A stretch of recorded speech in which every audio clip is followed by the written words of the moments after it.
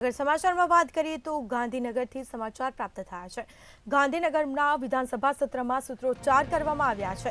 तो कांग्रेसना सभ्योए उभा थईने सूत्रोच्चार कर्या हता, जेमां बोडेली नकली कचेरीना मुद्दे कांग्रेसनो होबाळो जोवा मळ्यो हतो। कांग्रेस विधानसभा गृहमांथी वॉकआउट कर्युं हतुं। महत्वपूर्ण समाचार प्राप्त सूत्रोच्चार करवामां आव्या छे। कांग्रेसना सभ्योए उभा थईने सूत्रोच्चार कर्या हता। तो बोडेली नकली कचेरीना मुद्दे कांग्रेसनो होबाळो जोवा मळ्यो छे। कांग्रेस विधानसभा गृहमांथी वॉकआउट कर्युं हतुं। बंद करो नकली कान बंद करो। समाचार गांधीनगरथी प्राप्त थया छे। गांधीनगरमां विधानसभा सत्रमां कांग्रेसना सभ्यो द्वारा सूत्रोच्चार करवामां आव्या छे। तो कांग्रेसना सभ्योए उभा थईने सूत्रोच्चार कर्या हता। बोडेली नकली कचेरीना मुद्दे कांग्रेसे होबाळो मचाव्यो हतो। तो कांग्रेसे विधानसभा गृहमांथी वॉकआउट कर्युं छे। तो गांधीनगरमां विधानसभा सत्रमां सूत्रोच्चार करवामां आव्या हता। कांग्रेसना सभ्योए उभा थईने सूत्रोच्चार कर्या छे। तो बोडेली नकली कचेरीना मुद्दे कांग्रेस द्वारा होबाळो करवामां आव्यो छे, जेमां कांग्रेस विधानसभा गृहमांथी वॉकआउट कर्युं छे। प्रधानमंत्रीनी डिग्री पीएसआई धारासभ्यना पीए सरकारी कचेरीओ। गांधीनगरमां विधानसभा सत्रमां सूत्रोच्चार करवामां आव्या हता। कांग्रेसना सभ्योए उभा थईने सूत्रोच्चार कर्या हता।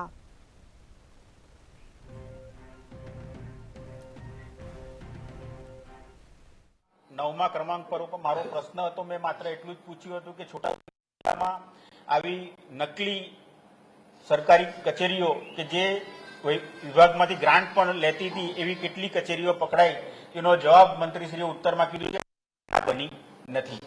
પણ પછી જવાબમાં જ એમણે સ્વીકાર્યું પણ ખરું કે ખરેખર 5 કચેરીઓ નકલી કાર્યરત હતી। એને લગભગ આદિજાતિ વિભાગના 21 કરોડ 50 લાખ રૂપિયાની ગ્રાન્ટ પણ ફાળવણી કરવામાં આવી છે। અને આ જે કચેરીઓ હતી એ કાર્યપાલક ઇજનેર સિંચાઈ પ્રોજેક્ટ ડિવિઝન બોડેલી, નાયબ કાર્યપાલક ઇજનેર સબ ડિવિઝન 10 ગુજરાત રાજ્ય પાણી પુરવઠા બોર્ડ, નાયબ કાર્યપાલક સબ ડિવિઝન ગુજરાત રાજ્ય સિંચાઈ પાણી પુરવઠા અને કેનાલ વિભાગ, કાર્યપાલક ઇજનેર સિંચાઈ યોજના વિભાગ નંબર 2 અને નાયબ કાર્યપાલક ઇજનેર સિંચાઈ યોજના પેટા વિભાગ 10 આવી 5 નકલી કચેરીઓ 2017 થી કાર્યરત હતી। એટલે આ જવાબ તો માત્ર ગયા વર્ષનો જ છે કે 20 કરોડ 50 લાખ, પણ 17 થી 24 સુધીમાં કેટલા રૂપિયા, કરોડો રૂપિયા આદિવાસીઓના આ નકલી કચેરીઓમાં વેડફાઈ ગયા છે।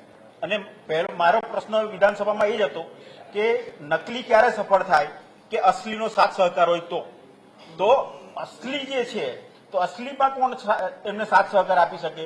તો પ્રાયોગના વહીવટદાર કચેરીના સરકારી અધિકારીઓ જે અસલી છે, પછી પાણી પુરવઠા વિભાગ, સિંચાઈ વિભાગના જે અધિકારીઓ જે અસલી છે, અને સાથે સાથે નાણાં વિભાગ કે નાણાં વિભાગમાં ટ્રેઝરીની સિસ્ટમ હોય છે કે દરેક વિભાગને બારકોડ અને કોર્ટેક્સ નંબર આપવામાં આવે છે। કોર્ટેક્સ નંબર તમે નાખો તો જ પૈસા તમારા ખાતામાં જમા થાય। તે કોર્ટેક્સ નંબર આ નકલી કચેરીઓના અધિકારીઓ પાસે કેવી રીતે આવ્યો તો એનો પણ સરકારે કોઈ જવાબ આપ્યો નથી। અને સરકાર કઈ દિશામાં આગળ વધી રહી છે એ કોઈ સ્પષ્ટ નથી। અને આદિવાસીઓને નાણાંનો આવી રીતે દુરુપયોગ થઈને આદિવાસીઓ સહાયથી પણ વંચિત રહ્યા છે, શિક્ષણથી પણ વંચિત રહ્યા છે, અને આદિવાસીઓ પછાતને પછાત રાખવાનું કાવતરું જ્યારે ભારતીય જનતા પાર્ટીની સરકાર કરી રહી હોય ત્યારે આવી નકલી કાંડમાં જે જવાબદાર છે, અમારી માંગણી એટલી જ કે નકલીને સાથ આપનાર અસલી સામે પૂરેપૂરી આ 4 વિભાગના અધિકારી સામે કાર્યવાહી થવી જોઈએ, જેમાં સરકાર એમાં ઢાક પીછોડો કરી રહી છે। એને માટે અમારે આ પ્રશ્ન પૂછવો પડશે। વિધાનસભામાં આદિજાતિ વિભાગના મંત્રી શું બોલ્યા હતા જેના કારણે અમિત ચાવડા જે છે તે ગૃહમાં ઉભા થઈને સૂત્રોચ્ચાર કરવા માંડ્યા?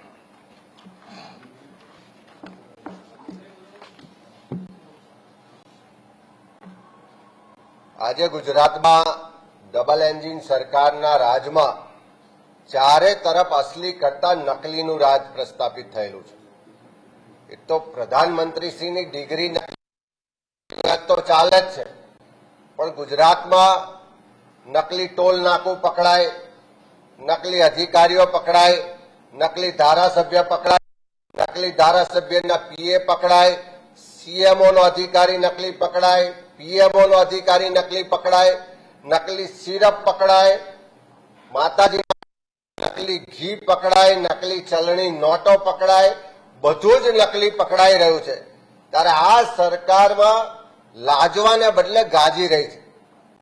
સભામાં અમારા સિનિયર ધારાસભ્ય માન્ય તુષારભાઈનો પ્રશ્ન હતો કે નકલી કચેરીઓ ખોલી અને જે આદિવાસી સમાજના વિકાસ માટેનું બજેટ છે એને બારોબાર ઘર ભેગું કરવાનું જે આખું ષડયંત્ર ચાલતું હતું, એ બાબતે સરકાર શું કરે?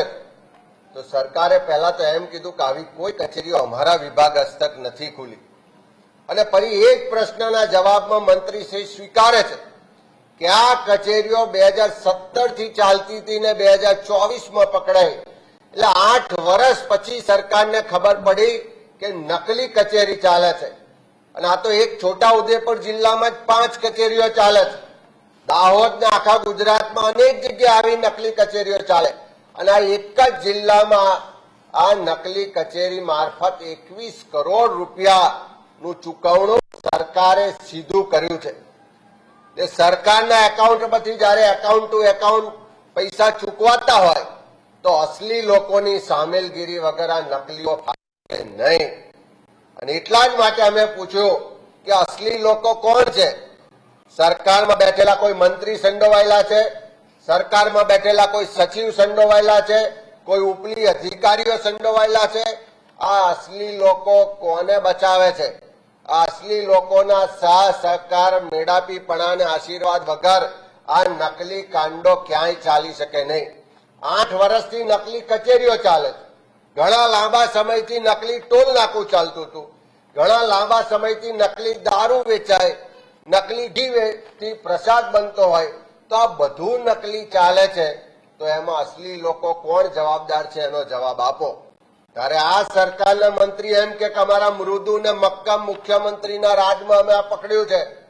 લાજવાને બદલે ગાજવાની વાત જયારે મંત્રી કરતા હતા, એટલા માટે અમારે કહેવું પડ્યું કે આ 8 વર્ષથી નકલી કચેરીઓ ચાલે છે.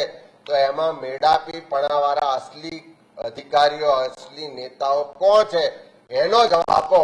અને એનો જવાબ નહીં આપવાને કારણે ગુજરાતમાં જે ચારે તરફ નકલીનું રાજ ચાલે છે એને ઉજાગર કરવા માટે પ્રજાની જે તકલીફ છે, પ્રજાના જે પૈસા લૂંટાઈ રહ્યા છે એનો જવાબ માંગવા માટે જયારે અમે પ્રયત્ન કર્યો ત્યારે બહુમતીના જોરે બધા જ મંત્રીઓ, બધા જ ધારાસભ્યો ભાજપના ઉભા થઈ અને કોંગ્રેસ પક્ષને, વિપક્ષને દબાવવાનો પ્રયત્ન કરે. એટલા માટે અમારે વિરોધ કરવો પડ્યો. એટલા માટે સૂત્રોચ્ચાર કરી અને અમારે વોકઆઉટ કરવું પડ્યું.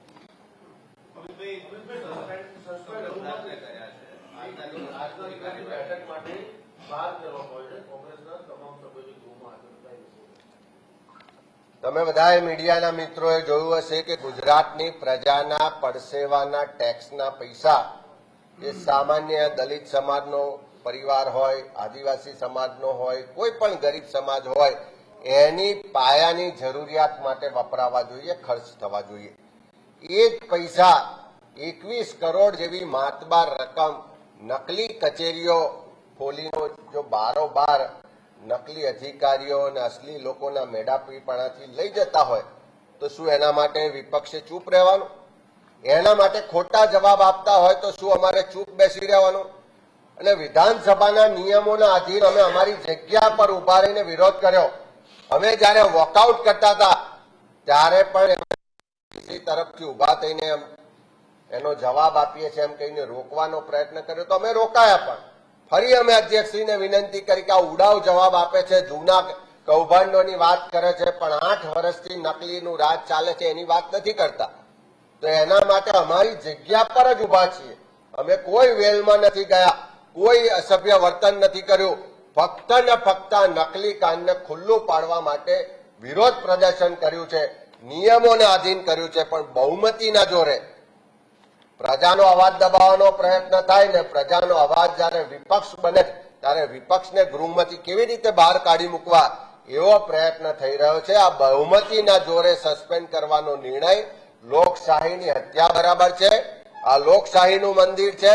અમને પ્રજાના ચૂંટાયેલા પ્રતિનિધિ તરીકે જ્યાં પણ ખોટું થતું હોય, જ્યાં પણ સરકારના બજેટના પૈસા વેડફાતા હોય, ભ્રષ્ટાચાર થતો હોય, કૌભાંડ થતું હોય તો એ માટે બોલવાનો અધિકાર છે. અને એ અધિકાર ના વાપરી શકીએ એટલા માટે બહુમતીના જોરે અમને બાસર સામાજિક ન્યાય અધિકારીતા વિભાગ ને બીજી માંગણીઓની ચર્ચા છે, જેમાં પણ સરકારનો ગેરવહીવટ ને નાણાંનો વેડફાટને ઉજાગર કરવાનો છે. તે ચર્ચામાં ભાગ ના લઈ શકીએ એટલા માટે બધાને નિયમોનું ઉલ્લંઘન કરીને સસ્પેન્ડ કરવામાં આવે છે. તો ગાંધીનગરમાં વિધાનસભા સત્રમાં સૂત્રોચ્ચાર કરવામાં આવ્યા છે. કોંગ્રેસના સભ્યોએ ઉભા થઈને સૂત્રોચ્ચાર કર્યા હતા અને જે બાદ કોંગ્રેસ વિધાનસભા ગૃહમાંથી વોકઆઉટ કર્યું છે. બોડેલી નકલી કચેરીના મુદ્દે કોંગ્રેસ દ્વારા હોબાળો કરવામાં આવ્યો હતો.